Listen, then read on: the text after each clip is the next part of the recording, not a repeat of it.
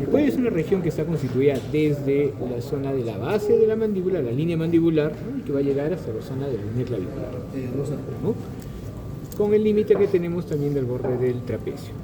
Y si nosotros vamos a dividir, tenemos que recordar los reparos. En primer lugar, reparos importantes, la fosa yugular, ¿no? La misma clavícula, el borde del trapecio, el esternocleidomastoideo, lo podemos ver aquí,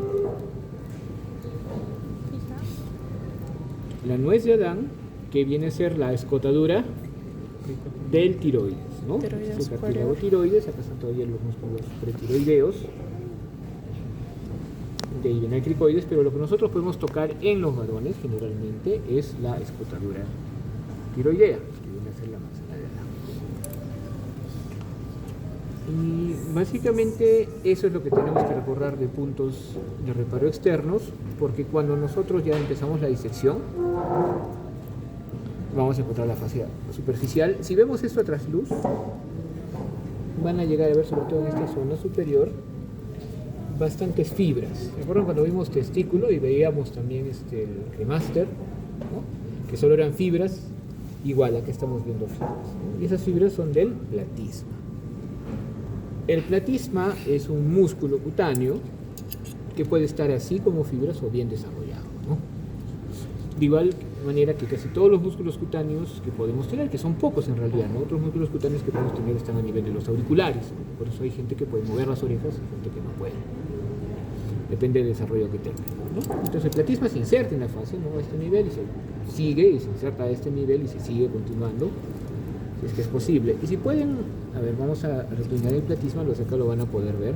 Si yo tomo esto, se van a dar cuenta que en esta fascia y entre el platisma hay una rama nerviosa, ¿ven? Este es un nervio. Entonces, si yo lo pongo acá y se lo ven a trasluz, este nervio debe estar por aquí y va a llegar a esta zona.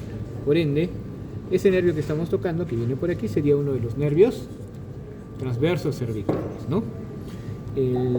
Básicamente el plexo cervical anterior es el que da estas ramas superficiales que son cutáneas, ¿no? Para empezar, esas sí las vamos a ver. Por aquí sí se veía la otra.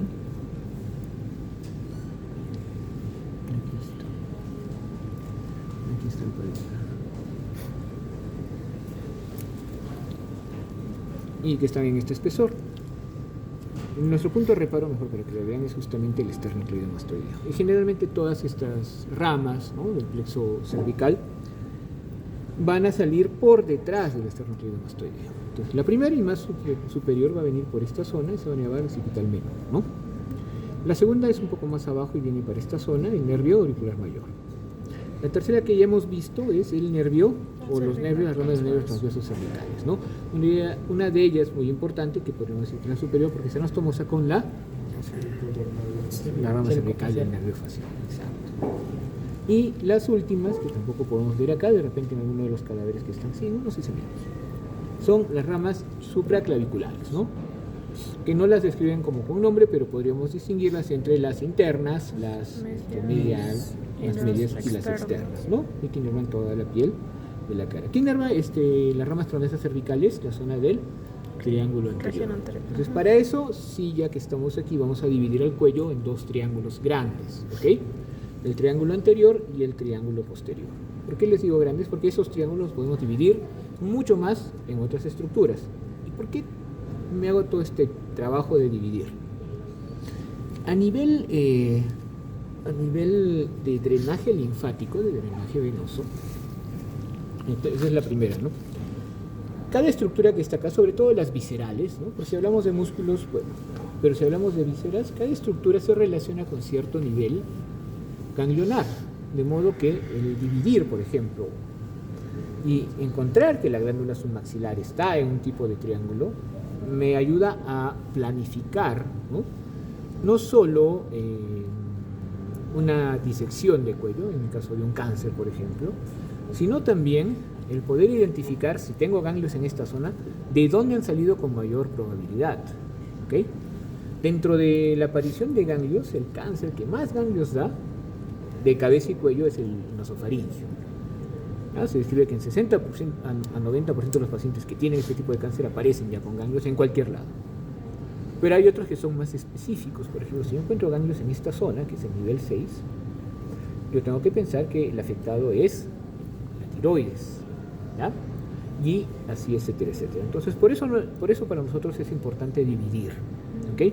Y lo segundo es que en la división podemos entender la anatomía para poder precisamente hacer o la disección cervical o alguna operación, como por ejemplo la de la tiroides, ¿no? Que básicamente está en el triángulo carotidio, que ahorita vamos a ver. Bueno, son dos triángulos muy grandes. El primero se llama el triángulo anterior y el segundo es el triángulo posterior, ¿no? Entonces, ¿cuáles son los límites del triángulo anterior? Primero recordemos que acá hay dos triángulos y tenemos que tener en cuenta que hay una línea media. El límite superior va a ser el superior de la mandíbula y el inferior pues va a ser el vértice que va a ser dado entre la línea media y el borde anterior del esternocleidomastoideo, que es su borde externo. Ahí tenemos el triángulo. Ahora, ¿qué estructuras encontramos ahí? Para eso debemos fijarnos primero en la escotadura external y en esto. Esto ya no es escotadura, ¿no? Esto es el hueso hioides, un hueso en forma de herradura, ¿no? Que tiene un cuerpo y dos cuernos, y en los cuernos, bueno, hay un cuerno mayor y un cuerno menor, y que viene para esta zona. Este también por un ligamento se une al cartílago tiroides haciendo un espacio tiroideo, de la misma forma que el tiroides se une a cricoides, ¿no? Haciendo un espacio cricotiroideo, que en este caso sí está ocupado por un músculo, ¿no? Bueno, eso lo vamos a ver ahorita. Entonces, este hueso hioides sirve de anclaje a varios músculos, entre ellos un músculo que, a ver, lo buscaremos por aquí.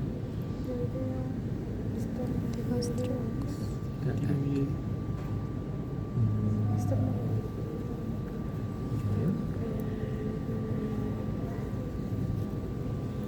más acá, está acá. Un músculo que justo llega al hioides y hace un ojal, que se llama el estilo hioideo. ¿Por qué hablo primero del estilo hioideo y del ojal? Porque justamente ese ojal va a servir para que otro músculo atraviese ese ojal. El ojal está aquí, ¿ya? Entonces, este músculo que atraviesa es un músculo que tiene dos vientres. ¿Qué es el vientre? Es la carne del músculo, ¿no? Entonces, en esta zona también tiene una estructura como tendinoso fibrosa y vuelve a aparecer otro vientre. Entonces, este es el músculo digástrico. Entonces, recuerden siempre, aparte de las inserciones, y como lo van a ver en su libro, si está todo en su correcto lugar, el digástrico siempre va a ser más externo que el estilo hioideo, ¿ya? Y el estilo hioideo es el que debe estar formando el ojal por donde pasa el músculo digástrico. Entonces, ¿dónde se inserta el digástrico? Fosa digástrica mandibular. Muy bien. Miren también que el digástrico, si bien es cierto, se origina en esta zona, tiene un trayecto oblicuo, ¿no? De modo que es una zona aquí, en la cual podemos encontrar otro músculo. Son dos, ¿no? Este es el músculo milohioideo, ¿ok?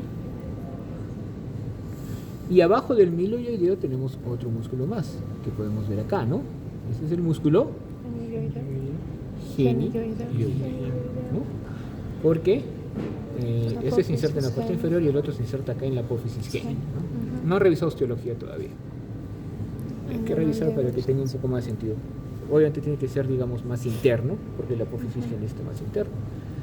Y el que no estamos viendo acá, si sacamos todo, vamos a encontrar un músculo que sí se inserta en el oído, pero se va para acá atrás, ¿no? Se va hacia la lengua. Y ese sería el iliogloso. Y otro músculo más abajo, que viene de la apófisis geni a la lengua, que sería el geniogloso, ¿ya? Hasta acá podemos llegar a ver hasta el genioideo. Entonces, para empezar, el que existe el hioides nos divide todo esto en una región suprayoidea y una región infrayoidea. Y en la región suprayoidea, que podemos abarcar hasta acá, del triángulo anterior, vamos a encontrar obviamente el triángulo submandibular, dado por los bordes externos, bueno, en este caso externo e interno, del músculo digástrico en sus líneas anterior y posterior y por la línea mandibular, ¿no? ¿Cuál es el contenido de este? La glándula submandibular que está aquí, con una pequeña proyección en la que podemos ver el conducto de Wharton también, ¿ya? Después va a subir, bueno, me parece por allá. ¿Qué es lo importante de todo esto? Que la glándula submaxilar también, como la parótida, es asiento de ganglios. Entonces muchas veces aparecen ganglios alrededor o en el espesor de la glándula submaxilar. Y queda otro triángulo, ¿no? Que está dado por los bordes, digamos, internos de los digástricos y el ilioides. Este es el triángulo submentoniano. ¿Y cuál es su contenido? Grasa, no hay nada. Pero también hay ganglios aquí. Y esto es importante porque si yo encuentro ganglios en esta zona, tengo lesión, tengo cáncer, tengo una infección, inflamación a este nivel del labio, ni siquiera de la boca, a nivel de los labios. Cuando hay cáncer del labio, acá suelen aparecer ganglios. Cuando hay cáncer de la zona entre la nariz y el labio, también muchas veces aparecen aquí ganglios. Esa es la idea, ¿no? Un triángulo submentoniano, un triángulo submandibular. Muy bien, y esa es la zona suprayoidea. Y en la infrayoidea, ¿qué contenemos? ¿Qué tenemos? Una estructura que nos va a delimitar dos triángulos más es justamente uno de estos músculos que se llaman los pretiroideos, ¿ya? Entonces, los músculos pretiroideos tratan su nombre porque si nosotros los reclinamos vamos a llegar a la celda tiroidea, que se encuentra más o menos en esta zona. Entonces, están viendo que hay un músculo que sale de la tiroides y está llegando hasta acá abajo, hasta el externo, ¿no? Ese sería el tiroideo. Y estamos viendo un músculo que sale un poco más afuera y que se está yendo para afuera. Y que si lo seguimos, tiene dos vientres, porque acá hay tendón y viene para acá. Y eso sería el homoyoideo. Este es, ¿ya? ¿Qué nos queda? El esternotiroideo que está acá. ¿Ya? Está reclinado, pero sí, este es el esternotiroideo. Y si sacamos esto que todavía no está, así, vamos a encontrar el esternoyoideo, ya lo vimos, ¿no? Este es el externo. Claro, este es el externo. Este es el esternoyoideo. Pero hay el esternotiroideo. El esternotiroideo es este. ¿Ya? ¿Y qué nos queda? Tiroyoideo. El tiroyoideo, que está acá. Acá está el arinólico. Este es el tiroyoideo, que hay carnecita. Y el otro que está por aquí es el crico, ¿no? Cricotiroideo. Y ahí están todos los músculos pretiroideos. De ahí el que nos interesa para separar triángulos es el homoyoideo, ¿no? Porque con este y el vientre del digástrico, acá en la zona infrayoidea, tenemos un triángulo carotídeo superior, ¿no? Y de ahí tenemos un triángulo que se va a llamar el triángulo muscular, en esta zona. Y atrás, ¿quién también nos hace esta disquisición? También el homoyoideo, ¿no? Eso nos hace discernir entre un triángulo suboccipital o occipital y un triángulo supraclavicular. ¿Por qué es importante? Porque en esta zona hay un montón de cosas que ahorita vamos a ver. Entonces creo que ya hemos cubierto los músculos y ya hemos cubierto todos los triángulos. Entonces, lo más importante aquí es que recuerden digástrico, homoyoideo, ioides y esternocleidomastoideo, que obviamente tiene un origen. ¿O cuál sería su origen? El esternón y la clavícula. Su inserción es la apófisis mastoidea. Exacto, ¿no? ¿Por qué? Porque ¿qué hace esto y puede hacer esto? Entonces, esta es su inserción distal. Y su inserción de origen, bueno, tiene dos cabezas básicamente, ¿no? Por eso su nombre es esternocleidomastoideo. Y justamente ahí tenemos la fosa supraclavicular menor. Ok, entonces ya hemos cubierto todo eso, ya hemos hablado de este triángulo donde vamos a encontrar la submaxilar. Vamos a hablar de que superficialmente, si es que retiramos solo esto, donde hemos visto el platisma y algunos de los nervios que son superficiales, vamos a encontrar por encima, ¿no?, una vena que está aquí, y esta venita viene, ¿no?, de la retromandibular, en parte del occipital, ahí están sus dos ramitas, y esta es la vena yugular externa, que muchas veces da una rama para otra vena que está acá, que se llama, la vamos a ver, que es la yugular anterior, ¿no? Y ya, retiremos el esternocleidomastoideo para poder ver otras cosas importantes. Entonces, ¿qué estamos viendo ahora aquí? Ya disecada podemos ver una estructura que se conoce como la vaina carotídea, ¿no? ¿Y qué encontramos en la vaina carotídea? La arteria carótida, que está aquí, la arteria yugular interna y el nervio vago. Muy bien. Ahorita vamos a volver a eso. Y se retira eso que también podemos encontrar acá.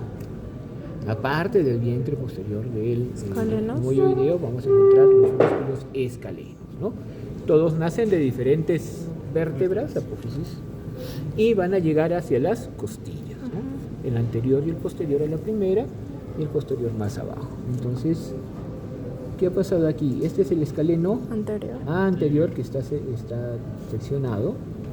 El siguiente es el escaleno medio. El posterior. Vamos a ver, este es el que acá deberíamos tener. Acá está el posterior. Pero ahí no queda, ¿no? Porque si nosotros seguimos disecando, vamos a encontrar después, por acá está. Porque si vemos esto, este es el escaleno medio, ahí está el posterior está por acá, y esta parte más es del elevador de la escápula, ¿ya? Y si seguimos más atrás, que ya no está disecado, de repente en los muertitos ya vamos a ver el esplenio de la cabeza, ¿ya? ¿Y qué pasa si quito todo eso? Encontramos ya los músculos prevertebrales, ¿no? Ya hemos estudiado los de la nuca, ¿no? El recto posterior. Acá también hay un largo del cuello, un recto muy largo del cuello anterior, ¿no? Muy bien. Entonces, volviendo a los escalenos, eso es importante porque hay un hiato entre los escalenos, entre el anterior y el posterior, como pueden ver, por el cual están pasando algunas estructuras. ¿Qué estructuras son? Plexo braquial. El plexo braquial. Otra cosa más.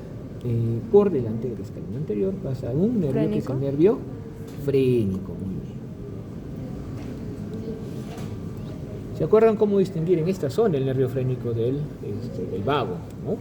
El nervio frénico debe ser más externo. Por ende, yo debería buscar un nervio más interno aquí, y este es, ¿no? Entonces, este es el nervio vago. Este es el monogástrico y este es el nervio frénico. Rama de No, no es plexo cervical. C2, C3, C4. Muy bien. No, sí es, creo.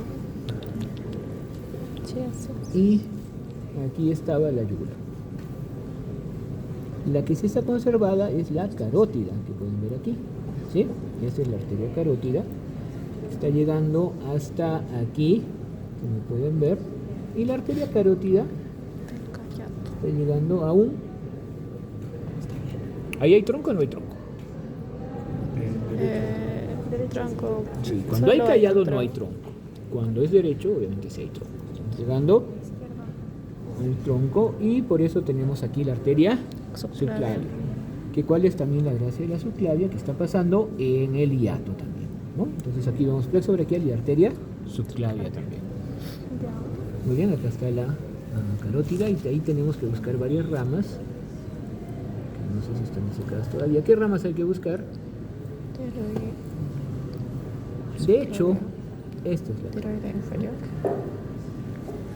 La tiroidea inferior. El tronco tirobicervicoescapular. Ajá. ¿Y qué ramas tiene el tronco tirobicervicoescapular? La cervical transversa. La tiroidea. La tiroidea. Y la escapular dorsal. La escapular. ¿Y qué más? Y la mamaria interna. Me parece que la mamaria interna, por lo que se va abajo, debe ser esta. ¿Sí? Muy bien. ¿Qué más tenemos que buscar aquí?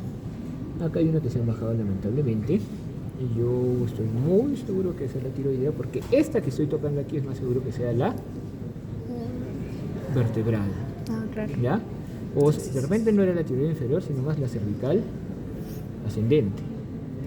Puede ser la cervical ascendente con la tiroidea inferior también, pero sí estoy seguro de que esta es la vertebral. ¿Qué hace la arteria vertebral? Se va a anastomosar con la de lado y va a formar la basilar. Sí, pero eso es acá. Sí, se va. Entonces, lo primero que hace es saltarse C7, le llega a C7 y después recién entre C6 a C5, generalmente en C6, va a entrar al foramen transverso, ¿no? ¿Se acuerdan que las vértebras cervicales tienen otras foramenes? Y pasa por ahí hasta dentro de la cabeza, donde sí se anastomosa con la basilar, da ramas para las arterias espinal anterior y posteriores, y bueno, sigue subiendo. Entonces, esta sí yo estoy bastante seguro de que es la vertebral. Y que ese tronquito de abajo sí es la mamaria interna. Y de ahí buscar, creo que este es, porque este está lejos, aquí debe estar el tronco. glúteo escapular. Pero bueno, ya no tenemos mucho en esa zona. ¿Y atrás qué podemos ver?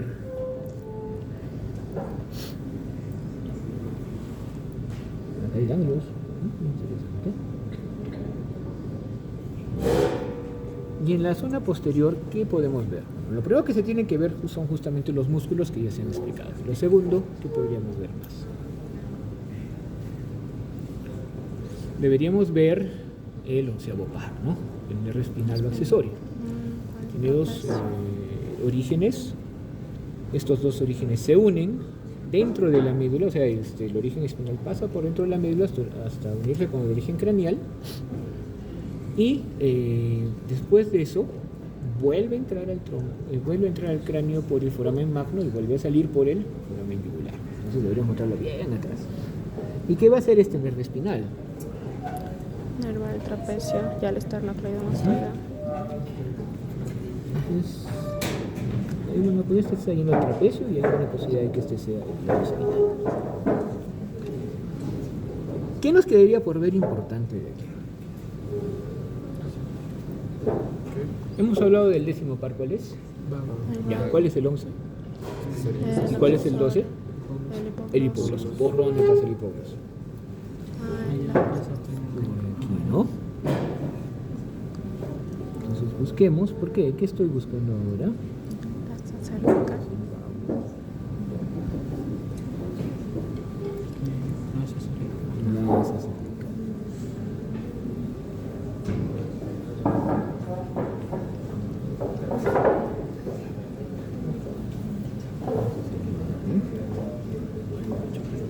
¿Qué hace el asa cervical? Va a innervar los músculos inferiores.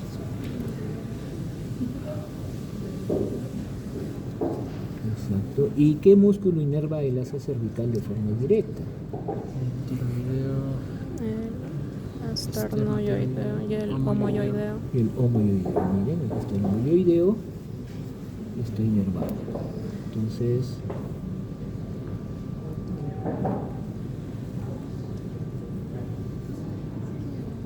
pues hay una cita que debe ser la que se sale por acá, que debe haber acompañado el hipogloso, porque después ya no hay otra.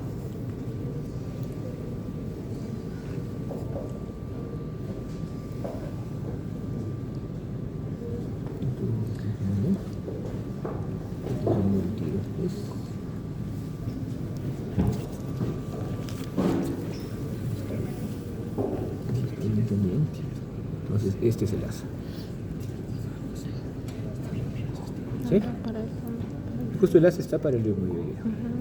Y acá tenemos otras inervaciones o otras ramas para los diferentes nervios. ¿Okay? Muy bien, este es el asita cervical. Qué bueno que está ahí. Y eso básicamente cubre todo lo que teníamos que ver en músculos, porque ya saben que hasta plexo braquial, y creo que plexo braquial ya lo hemos visto hasta el cansancio, ¿no? Y eso se puede repasar en otro lado. Que eso también se tiene que saber otra vez, por lo menos estas partes, ¿no? Los tres troncos, bueno, no se ve acá, pero también el nervio escapular y los otros nervios que vienen por ahí. ¿Ya? Pero sobre todo la idea de que están entre los dos escalenos, que ahí podemos ver los troncos primarios, ¿no? Que son tres, que son C5, C6, C7 el medio y C8 T1. Y nada más es lo que tenemos que ver para cuello anterior y posterior, que es lo que vamos a tener que ver para pasito el día martes. ¿Alguna pregunta? Doctor, ¿tú solamente solo va a ser cuello o también va a ser cráneo? De osteología no, todavía no les vamos a tomar osteología. Pero han hecho osteología en la clase. Una combinación sí, dijo solamente que se había Pues, osteología fibras de después. platismo. Pero bueno, les vamos a tomar esto que es Doctor, bastante. una pregunta, si nos señala aquí, ¿sería fascia o platismo? ¿O tendría que señalarnos las fibras para que sea Ya, platismo? y acá yo puedo señalar, a ver, mira, trata de mirar. ¿Ves las fibras? Sí, saber. Ya. Tendría que señalarnos así para que sea platismo. Ya, sí. Por favor. Está bien. No, sí, pues si es platismo tenemos que señalar el platismo. Cuando no cervical se si no pondríamos.